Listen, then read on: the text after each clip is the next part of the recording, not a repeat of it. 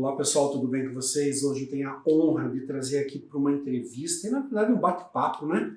A Luana, que é psicóloga, especialista nessa área de alimentação, atividade física, dieta. Então ela orienta muito os nossos pacientes a respeito da importância de fazer atividade física, de continuar com a dieta, ter sempre uma dieta equilibrada para manter o resultado da cirurgia e preservar, né, o resultado da cirurgia e também emagrecer antes da cirurgia para que não ocorra riscos na hora da cirurgia. Eu vou deixar a Luana falar um pouquinho a respeito da psicologia ligada a procedimento estético, a respeito de cirurgia plástica. Legal, obrigada, doutor, pelo convite mais uma vez. Que delícia estar aqui falando sobre isso. E eu acho que é muito legal a gente trazer esse assunto à tona, porque, claro, né, toda mulher gosta de fazer procedimento estético, né, toda mulher tem o desejo de mudar alguma coisa no seu corpo, de buscar estar melhor esteticamente. E eu acho que a gente nem tem que ter vergonha de buscar essa melhoria. É muito legal, mas é importante a gente ter uma consciência sobre como buscar isso de uma forma integral, né? Não só da pele para fora, mas eu costumo dizer da pele para dentro também, buscando um acompanhamento psicológico para ter um equilíbrio emocional, né? Um fortalecimento psicológico, mudar alguns hábitos para justamente isso, para que o resultado da cirurgia plástica dure o resto da vida, né? E seja aí a cerejinha do bolo de toda uma transformação positiva também para a vida dessa mulher. E qual a maior dificuldade que você vê nos pacientes, nas pessoas, de uma maneira geral, em fazer essa mudança na chave aqui? Qual que é a dificuldade? Olha, eu acho que é realmente a mudança, né? Todo mundo tem... Ninguém quer mudar. Se a gente fala assim, você precisa mudar, todo mundo já leva um susto, mas peraí, o que eu tenho de errado? O que eu tô fazendo?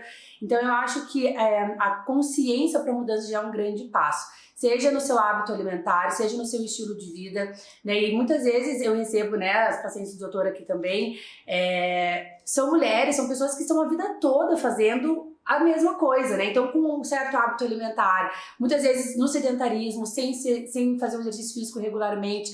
Então, fazer essa mudança, essa transição, ela é desafiadora, mas quando a mulher chega... quando ela chega pra mim quando ela já chega no consultório, é porque eu sei que ela já tá com meio caminho andado, porque ela tá ali buscando essa ajuda. Que claro, que precisa realmente de um acompanhamento, é difícil a gente mudar sozinho. E eu sempre digo que a pessoa não pode olhar para a dieta como o castigo e a comida como recompensa. Então às vezes vai lá, corre 1 hora na esteira, perde 900 calorias, aí come um bolo, que foi todo o exercício gasto calórico Então a pessoa não pode pensar que a comida é uma recompensa e a dieta é um castigo. Exato. E eu gosto muito de falar que comer, por mais que a gente ache que seja, mas comer não é um ato automático. Então a gente envolve pensamentos, envolve crenças, envolve algumas questões da infância, às vezes, traumas, a forma como você foi criada. Então a gente precisa olhar para esses aspectos. Se você quer uma mudança de estilo alimentar, de hábito alimentar, precisa também olhar para isso, para entender o que você pensa minutos antes de atacar aquele bolo que depois você acaba se arrependendo. Né? O que acontece emocionalmente? Por que quando a gente está mais cansada, mais triste, mais ansiosa, você acaba descontando, buscando conforto na comida? É o afeto, né? É o afeto, é aquele prazer imediato que a gente acaba buscando. Então, se você não cuida e não muda esse comportamento, fica muito difícil depois você manter a perda de peso que você conseguiu através, seja do emagrecimento ou seja da cirurgia também. E eu sempre falo para os pacientes que a dieta não começa na geladeira, a dieta começa no supermercado. Você tem que ter opção saudável em casa para você ter essa opção de não descontar na comida. Então tem que ter alternativas de um alimento saudável em casa, né? Sim. Começa no mercado. Começa no mercado. E começa com um ato de amor próprio, né, doutor? Porque eu gosto muito de explicar isso para os meus pacientes. Quando a gente fala de mudança de alimentação, é entender que o seu corpo é um templo. Nosso corpo é nosso templo, é o que carrega a nossa vida aqui nessa terra. Então, de que forma que eu vou manter esse meu corpo? Né? Será que eu vou realmente aceitar ir lá comprar um monte de comida industrializada, um monte de coisa cheia de açúcar, de gordura, de farinha branca? Então, olhar para a alimentação como o primeiro ato de amor próprio. Eu quero me cuidar, eu me amo e eu cuido de mim. Então, lá no mercado, eu já começo ali a minha mudança, comprando mais comida de verdade, né? Eu brinco que a gente tem que buscar descascar mais alimentos e desembrulhar menos pacotes. Exatamente. E eu também sempre penso nessa questão de você ter um corpo desinflamado. E a alimentação errada, ela inflama teu corpo. Excesso de ultraprocessados, excesso de açúcar, excesso de farinha refinada.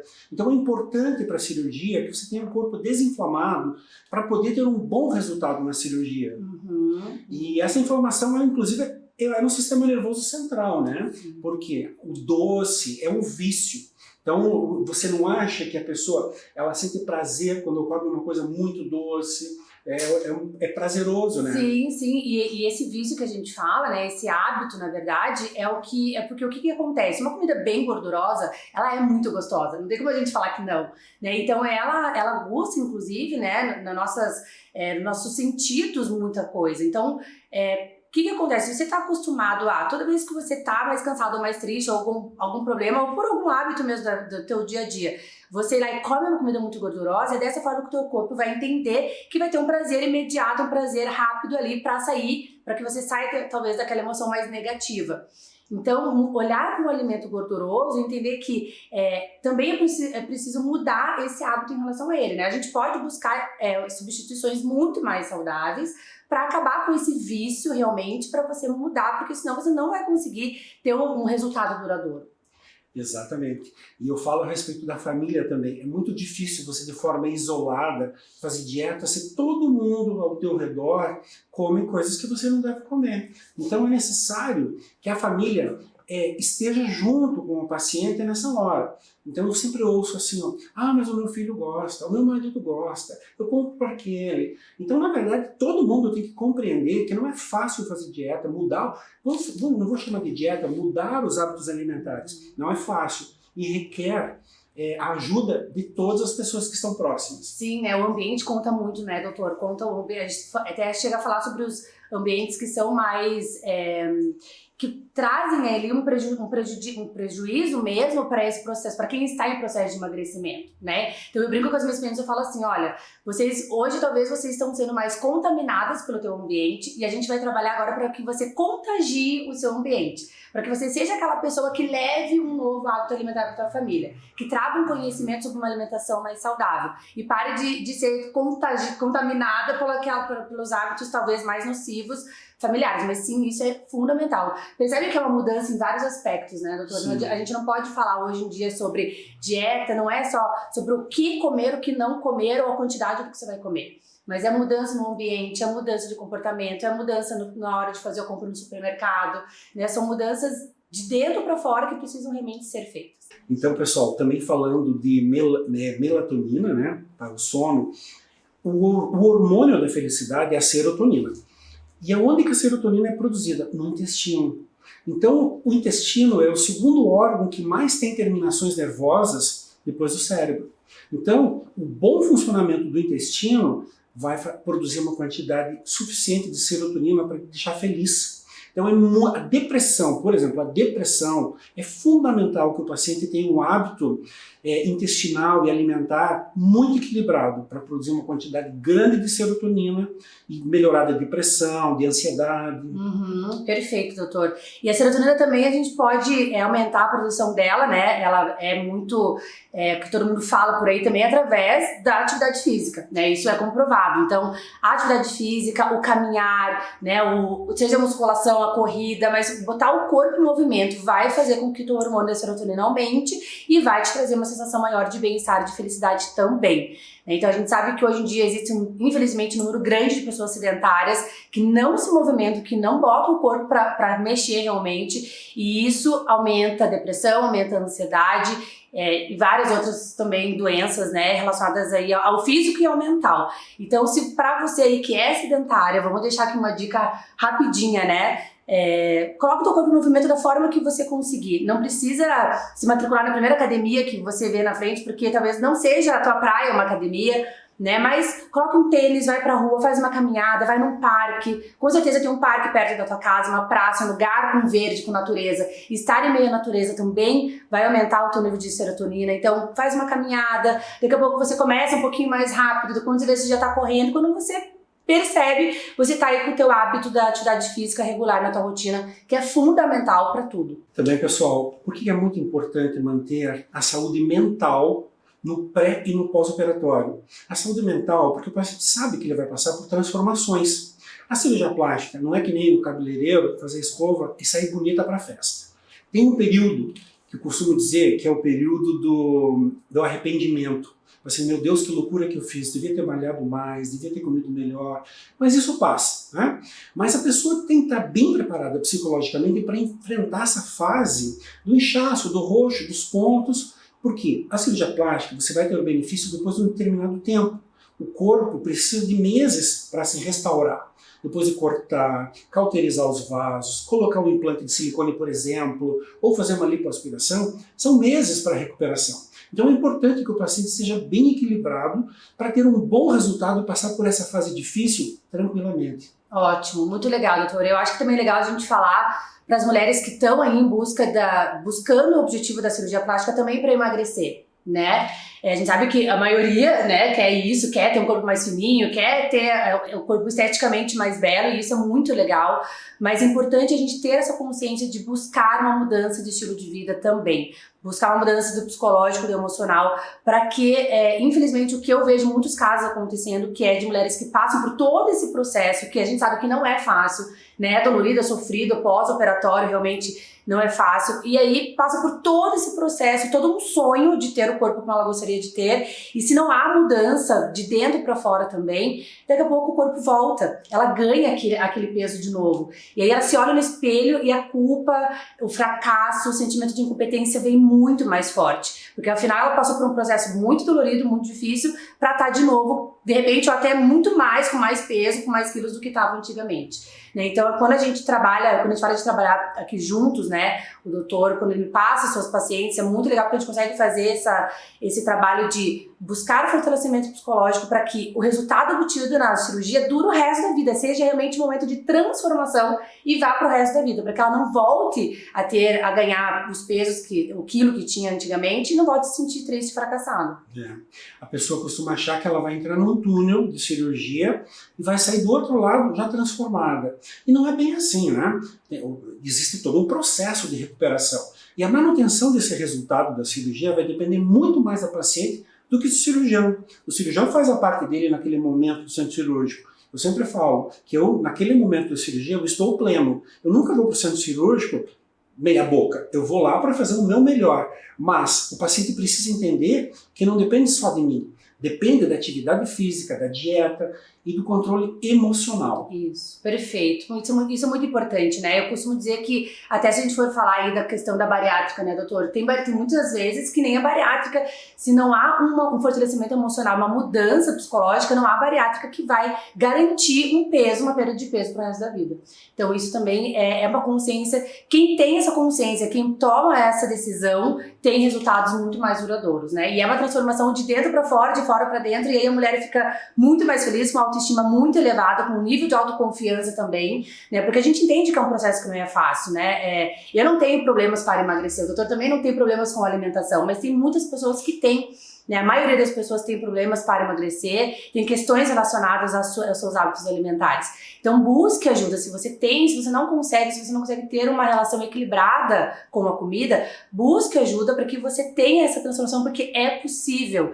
Dá trabalho, eu costumo dizer que não é milagroso, dá trabalho, mas é possível. E depois os resultados que a gente tem quando eu vejo as mulheres felizes, se olham no espelho, se acham lindas, aumenta a autoconfiança, melhora os seus relacionamentos, melhora até a autoconfiança no trabalho também. Todos os pilares, né? A gente vê uma boa autoestima, a diferença que ela faz. Então vale muito a pena.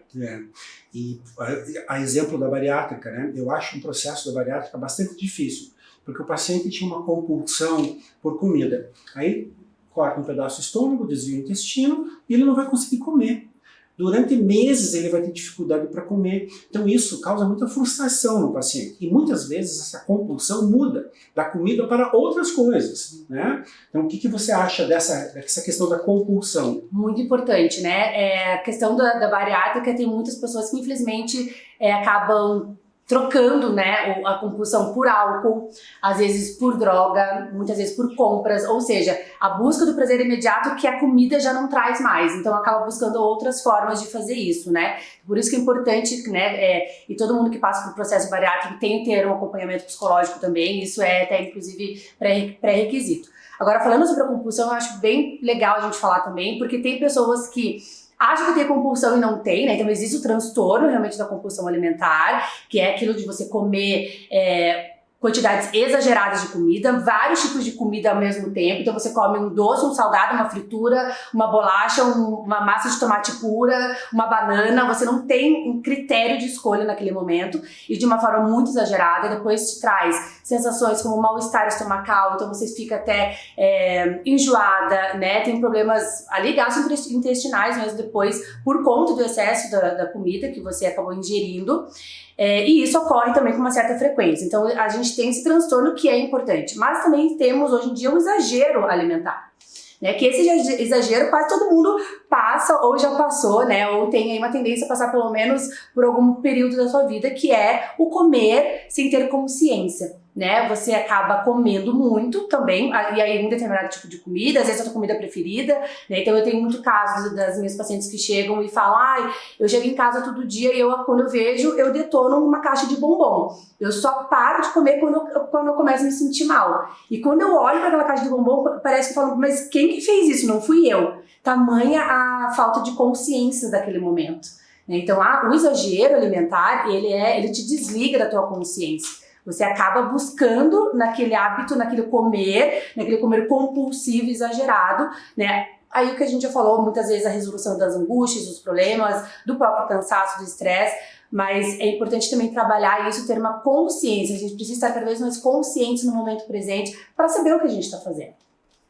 E existe uma diferença entre a saciedade do estômago e do cérebro. Então, a saciedade do estômago leva pelo menos 20, 30 minutos para que o cérebro entenda que você já está satisfeito. Então você não precisa comer todo aquele prato. Por exemplo, em rodízio, né? Rodízio, eu fujo sempre de rodízio, porque eles vão trazendo comida e você vai comendo, quando você se dá conta, você está sendo rolando do restaurante, né? Você comeu demais, você percebe que você comeu demais. Então assim, comer 30% do que você normalmente comeria, tá? E você vai perceber que 20 minutos depois você já está saciado. Porque teu cérebro já entendeu que tá bom assim, não precisa mais que isso. Isso, e é realmente esse tempo mesmo, 20 minutos entre o momento que você começa a comer até que o cérebro começa a receber o sinal da saciedade, né? E é muito importante porque como que a gente pode também cuidar disso? Comer com atenção plena. Hoje tem falado muito sobre isso, que é o Mindful Eating, né? Comer com atenção plena, que é comer mais devagar. Então se você come em 5 minutos e pensando que você demora 20 minutos para se sentir saciada, tem um déficit aí de tempo, então você vai acabar comendo muito mais, porque você precisa de pelo menos 20 minutos para se sentir saciada. Né? Então a gente tem aí uma média de que o ideal para você fazer uma refeição entre 20 e 25 minutos, então comer sentado à mesa, sem estímulos, sem celular, sem televisão, né? É prover realmente aquele momento para você, porque o comer é um ato sagrado. Né? O se alimentar é um ato sagrado, então cuide também desse momento, faz com calma, faz com carinho, arruma tua mesa bonitinha, né? Escolha as melhores louças para você, não deixe as melhores louças só para visita, não, use no teu dia a dia, cuide do teu momento de se alimentar, porque isso também vai fazer com que você coma mais devagar, coma menos, e aí também tem essa questão da saciedade mais controlada e não vai engordar, vai conseguir perder peso, inclusive, dentro do processo de emagrecimento. Uma dica que uma amiga me deu é uma garfada, solta o garfo no prato, mastiga e vai fazendo com calma, sentindo o prazer do sabor da comida, né? E não comer pelo volume, é comer pelo sabor, pela qualidade, né? E com calma. Comendo com calma, solta o garfo, termina de mastigar, engole. E não fazer de forma acelerada, automática, né? Eu ensino muito minhas pacientes a realizarem também, doutor, um exercício bem prático que é pegar um pedacinho de chocolate, principalmente para quem é bem chocolatra e detona uma caixa de bombom, né? Então, para mudar esse hábito, a primeira coisa é comprar um chocolate de mais qualidade. Né? Eu brinco assim, compra um chocolate bem caro, porque aí você não vai acabar com a barra em um dia. Você vai ficar com dó de comer todo ele. Então compra um 70% cacau, por mais que você não tá habituada, é amargo, mas vamos explorar, vamos ser curiosa com o nosso paladar também. Compra esse chocolate, pega um quadradinho, coloca na boca e não mastiga. Deixa ele derreter e vai se percebendo, vai explorando os teus sentidos, né? O cheiro, o gosto, a textura, como que ele derrete e muitas vezes quando as minhas pacientes conseguem fazer isso, elas trazem para mim um relato de Luana, consegui comer menos. Hoje eu como 2 quadradinhos depois do almoço, eu como um quadradinho, porque a gente também não precisa tirar todos os nossos prazeres, né, doutor? Tem gente que gosta muito de chocolate, então pra que tirar o chocolate? Mas vamos fazer uma substituição. Coloca um chocolate de maior qualidade, um chocolate 70% cacau e faz esse exercício de comer devagar, né, saboreando aquele momento. Você vai ver que você vai conseguir todo dia comer um pedacinho de chocolate sem sofrer e sem engordar também. Quando a restrição é muito grande, é difícil de acompanhar, né? E também as dietas que elas são muito complexas, eu acho difícil. Por exemplo, o paciente que está acostumado a comer feijão, arroz, uma carne, se você colocar frutas exóticas, o paciente não vai conseguir absorver isso. Então tem que ser uma dieta baseada no dia a dia dele, né? Então ele tem que fazer dentro da realidade dele. E fazer dieta, gente, não custa caro. Eu acho que fazer dieta custa barato. Porque você vai comprar suas coisas, você vai preparar, você vai comer com qualidade. Então, são muitos... A gente poderia falar horas sobre isso. Nossa, o dia todo. O que eu costumo dizer também para as minhas pacientes é que, de uma maneira geral, a pessoa que está acima do peso, ela terceiriza o problema. Ela não assume para ela que ela está comendo demais. Ela diz, o meu marido gosta de comer fora, o meu marido leva, os meus filhos querem que eu coma, a minha mãe faz comida assim. Então, sempre terceiriza o problema. E isso é difícil, né? A gente tem que entender, né, qual a deficiência que a gente tem nessa questão alimentar e tentar corrigir. E contaminar todo mundo com essa ideia de comer saudável, comer bem. Exatamente. Eu acho que aí nós estamos falando sobre o modo adulto de ser, né, doutor? Exato. Todos somos adultas e a gente precisa agir como tal. E eu sei que temos, como eu repito a dizer, tem pessoas que têm problemas e precisam de um acompanhamento mesmo, mas de uma forma geral, a gente precisa ter essa autorresponsabilidade porque é a nossa saúde, é a nossa vida. Né? Não tem como você pensar em cuidar bem dos seus filhos se você não está bem. Não tem como você pensar no futuro com os seus netos se você tem uma alimentação precária, né, baseada em comida industrializada. Então, esse cuidar-se precisa ter, você precisa priorizar a tua saúde, o teu autocuidado, a tua alimentação, a tua atividade física, né? E eu sei que, às vezes, a gente falando, eu quero, assim, me empatizar também, porque às vezes as pessoas falam, mas pra vocês é fácil, porque nós somos também amantes de uma vida saudável, né? E eu sei que pode parecer fácil, mas a gente precisa também descomplicar. Não é tão complicado quanto parece também, né? Mas é preciso mudanças de comportamento, de hábito e querer. Quando a gente quer, a gente consegue aí muitas transformações positivas e vale muito a pena. Vale muito a pena. Um amigo me falou uma frase bem interessante do Sandro Beira. Ele disse assim, a gente não consegue mudar as pessoas por imposição. A gente tem que ser a inspiração dessa pessoa. Então, não adianta você dizer para o filho, não coma, malhe, estude, não assista televisão, não adianta. Você tem que ser a inspiração, você tem que ser o exemplo. Eu acho muito importante a gente ser o exemplo para as pessoas. Isso, perfeito, é isso mesmo. É sobre contagiar, né? Parar de se contaminar e começar a contagiar a sua família, os seus filhos, o ambiente onde você vive com a sua história de uma vida equilibrada, saudável, feliz. Né? As pessoas que vivem, que fazem atividade física, que têm uma alimentação equilibrada, são pessoas mais felizes, mais alto astral, são pessoas que a gente gosta de ter por perto. Né? São pessoas que não reclamam muito da vida, que são mais otimistas, né? Hoje a gente fala muito sobre isso, a ciência tem estudado muito sobre a importância do otimismo para a nossa vida, para o nosso dia a dia, para a gente encarar os desafios que a gente sabe que não são poucos. Então, tudo isso vai se construindo com esses hábitos mais saudáveis, que começam na alimentação, que vai numa atividade física, que vai no teu autocuidado. Então, um pouquinho de cada coisa que a gente consegue fazendo e que você tem uma vida aí muito mais feliz. Então, pessoal, eu quero tocar um pouquinho mais nesse assunto a respeito de afetividade. Por que a comida está tão relacionada com o aconchego, com o afeto? Porque isso a gente traz de casa. Então eu tenho um exemplo como na minha família, os filhos saíram de casa e quando nós voltávamos, a nossa mãe sempre esperava a gente com uma sopa. uma sopa de capelete, ou então um risoto. Então hoje, isso lembra muito a nossa família, e quando alguém chega antes lá no interior, faz essa sopa ou risoto esperando os outros. Então é um exemplo de como a afetividade está ligada com dieta. O que você acha disso, Luana? Eu acho isso muito legal e eu até vou trazer aqui uma outra forma da gente pensar, né? Porque muitas pessoas acabam tendo esse pensamento de que a comida é ruim ter afeto pela comida, mas na verdade não é, né? Como o doutor disse, a comida traz essa questão afetiva muito importante. O sabor do tempero da tua avó, o sabor da comida que a tua mãe fazia, isso tudo remete, sim, essa questão mais afetiva com a alimentação. Então, o que a gente hoje vem falando, né? Sobre equilíbrio, né? Não sobre restringir totalmente uma alimentação, lógico que ter consciência sobre o que é saudável, sobre o que não é saudável, mas buscar um equilíbrio. Não tem problema você comer aquela lasanha gostosa no final de semana que a tua avó faz, ou um doce muito importante que alguém da tua família fazia.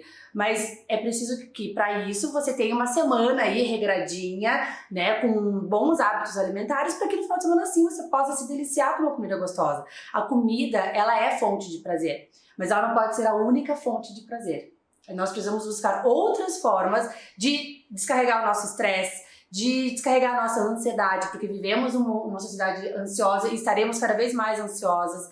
Então a gente precisa buscar outra forma, meditação, atividade física, sair com as amigas, ter momentos só para você, ter momentos de autocuidado, para que você não olhe para a comida como a única fonte de prazer, a única fonte para você descansar ou relaxar. Muito legal, isso mesmo. Eu acho importante também as pessoas que conseguem emagrecer. Em manter o peso, essas pessoas se envolvem no processo de cozinhar. Então, a pessoa, ela vai no mercado, ela sabe o que comprar, ela sabe o que escolher, ela vai preparar a comida. Então, na hora da preparação, ela vai selecionar melhor a quantidade de tempero, diminuir o sal, aumentar os outros temperos, né? E menos açúcar, menos carboidrato. Então, quando a pessoa se envolve em produzir a própria comida, eu acho que dá sempre certo. Sim, isso é fantástico. É uma mudança também, mais uma mudança de hábito aí, falando sobre mudanças de hábito, que é importante, que é o cozinhar, né? A maioria das pessoas que tem dificuldade para emagrecer são aquelas que têm uma certa aversão a cozinhar, né? E às vezes mora sozinha, às vezes é só o casal em casa, não tem filho. A gente sabe que tem aí muitos contextos, mas da mesma forma, é isso. Se você quer ter uma mudança duradoura, se envolva, né? Vai com um olhar curioso e explore a culinária, porque, como o doutor falou, tem temperos maravilhosos. A gente não precisa comer só com sal e açúcar. Existe tanto tempero rico na cozinha que, se você descobre, se você vai também fazendo... É um processo de autoconhecimento também, né? Vai se descobrindo naqueles sabores, vai ficar mais fácil você manter uma alimentação muito mais saudável também. Muito legal isso. É importantíssimo se envolver e conhecer a comida, conhecer quais são as frutas, os legumes que traz mais vitaminas e menos calorias. Isso é muito importante. Comer muita fibra. Sim, né? Sabe o que eu lembrei agora? Eu vou te cortar. Mas eu lembrei importante isso que eu também ensino minhas pacientes no consultório. Existe algo que a maioria das pessoas não fazem, que é ler rótulo dos alimentos. Então, quando você vai para o mercado e você aprende a ler rótulo, você deixa de comprar metade do que você comprava. Porque você fica assustada com a quantidade de coisas químicas e daquela forma que aquele alimento, que às vezes nem é alimento, é produzido, né? Então, além de saber escolher melhor as frutas, as verduras, aprenda a ler os rótulos daqueles alimentos que você mais compra, principalmente o que você está dando para os seus filhos em casa. Porque você vai ver que, na verdade, eu lá em casa, eu sou até meio a bruxa dos rótulos. Eu falo, olha aqui, é só veneno, não vou dar esse veneno para eles. E realmente não compro e não dou. Então, às vezes, come lá na festa, num evento, mas trazer para casa, comprar, você ser responsável por ter dentro de casa alimentos que não são saudáveis. Eu acho que a gente está numa época que isso não pode mais ser nós não podemos admitir, né? Porque a gente tem conhecimento hoje, né, doutora? A gente entra hoje, tem aqui, olha, esse conteúdo que a gente está gravando aqui maravilhoso, tem conteúdo no YouTube, tem coisa no Google que você pode conhecer, que você pode aprender. Tem que estar disposta para aprender, mas depois que você aprende, você vê que essa leitura dos rótulos é um hábito também muito importante. Muito legal. Eu sempre falo também que o hábito, o paladar se desenvolve na criança, né? Então, a criança até uma certa idade, ela vai descobrir um dia que tem o chocolate, que tem o sorvete, que tem o cachorro quente, ela vai descobrir um dia. E vai ser impossível, por exemplo, um brócolis competir com uma bolacha recheada. Então, quando ela descobrir a bolacha recheada, ela já vai ter o paladar desenvolvido. Então, como bem criança pequenininho, começar já a comer papinha de legumes, comer as frutas, comer todas as verduras. Aí, quando ela tiver esse paladar formado, ela vai descobrir que tem os chocolates, os doces, que são uma explosão de sabor. Mas se você introduzir esses alimentos super saborosos desde criança, você não consegue mudar depois. É bem difícil. Às vezes chega mulher adulta pra mim com paladar infantil. Que a gente vai fazer, né, no estudo do que ela tá comendo, do diário alimentar dela, salgadinho chips, a bolacha recheada. Eu falo, nossa, mas e ela vai falar, eu tenho paladar de criança. E existe esse paladar infantil em adultos, que foram crianças que não foram bem educadas, né, da forma alimentar como deveria ser. E na verdade não é culpa da mãe. Na verdade, por um período, acreditou-se que a indústria alimentícia ia ser isso mesmo, que a gente não iria... Quando surgiu o micro-ondas, atenção interessante, surgiu o micro-ondas, a ideia era que você não comprasse mais comida in natura, que você só comprasse comida processada, congelada, colocava no micro-ondas e pronto, estava pronto o jantar. Então essa era a propaganda do micro-ondas quando surgiu, né? Que a sua vida ia ser muito mais fácil. Mas para manter um alimento congelado durante meses ou anos, eles têm que colocar uma quantidade muito grande de conservantes. E aí que está o problema. Então tem que voltar lá no tempo dos nossos avós, que plantavam, que colhiam e preparavam o alimento, tudo em casa. Como a Luana falou, o rótulo é importante. Se você vê no rótulo uma quantidade enorme de substâncias, não compre. Não compre porque com certeza tem alguma coisa que vai te fazer mal. Sim, isso é muito importante. E a gente tem visto muito também, doutora, as pessoas hoje, quem está em busca dessa vida mais saudável, mais equilibrada, né? Realmente buscando hábitos dos nossos avós, né? Então, tentando dormir cada vez mais cedo, tirando a iluminação artificial da noite, né? Quando a gente fala de emagrecimento, também é importante falar sobre a higiene do sono. Né? São vários pilares a serem trabalhados e o sono é principal, porque se você não dorme bem, no dia seguinte você vai descontar o teu cansaço na comida. Teu corpo vai precisar de mais energia. Onde que a gente vai buscar energia? No açúcar. Então, para mudar o teu comportamento do dia seguinte, você precisa cuidar do teu sono. E fazer uma boa higiene do sono é fundamental. E o básico, deu 7, 8 horas da noite, a hora que tá escurinho lá fora, abaixa as luzes de casa, não tenha luz amarela em casa, né? De preferência tenha abajur com luz branca, não tenha luz branca em casa, né? Tenha abajur com luz amarela mais fraquinha. Vai mostrando pro teu cérebro que tá chegando a hora de descansar. Vai diminuindo todos esses estímulos que a gente tem, TV, celular, né, luz branca, para que você consiga deitar e ter um sono recuperador. Sem dúvida. Uma noite bem dormida é um dia que você vai ter muito progresso na tua produtividade, muita produtividade. E eu estava lembrando agora também, essa questão do sono é muito importante para a reparação dos tecidos. Então a gente tem um paciente, por exemplo, no pós-operatório que não consegue dormir, é um paciente que tem mais dificuldade para desinchar, para cicatrizar, para sair o roxo, o inchaço. Então a gente percebe que o sono é fundamental. Claro, o sono tem todo esse ciclo dos hormônios, né? O hormônio GH, que trabalha nessa parte de cicatrização. Não tem nenhuma dúvida, o sono é fundamental. A gente precisa parar de negligenciar nosso sono, né? Cuidar realmente dele com carinho, porque isso faz toda a diferença. E eu me mudei faz 5 anos e nesse apartamento que eu estou agora, eu não coloquei televisão no quarto. Então, justamente quando eu entro no quarto, tá tudo escuro, tá tudo pronto, o meu ambiente para dormir. Coloco pijama, para sinalizar ao corpo que aquele momento é para dormir. Sim, porque a gente passa o dia todo recebendo muito estímulo, né? E nossa vida é estressante e não tem como não ser, né? Eu gosto de falar que a gente não tem que escolher as guerras que a gente vai lutar. E lutar contra o estresse do dia a dia é algo que não vai parar de existir. Agora a gente tem que buscar formas, então, de controlar. Então, essa questão do sono é muito importante, porque como que você tá ali na agitação do dia a dia, e nós mulheres também com filho, com trabalho, com marido, com casa, como é que vai dar 8 horas da noite e acho que o cérebro vai, vamos descansar, vai parar e vai descansar. Não, a gente precisa fazer todo um exercício, um treinamento mesmo, para que ele entenda que agora é hora para descansar, deixar a melatonina, né, que é o hormônio importante do sono, para ser produzida, trabalhar para que você tenha um sono recuperador também. Então, pessoal, a gente poderia passar horas aqui conversando, porque esse assunto é muito interessante.